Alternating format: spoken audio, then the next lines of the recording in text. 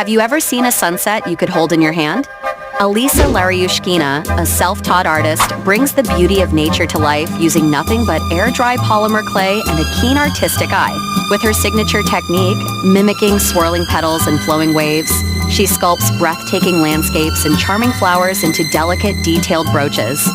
From rolling hills to radiant skies, each piece bursts with color, texture, and movement.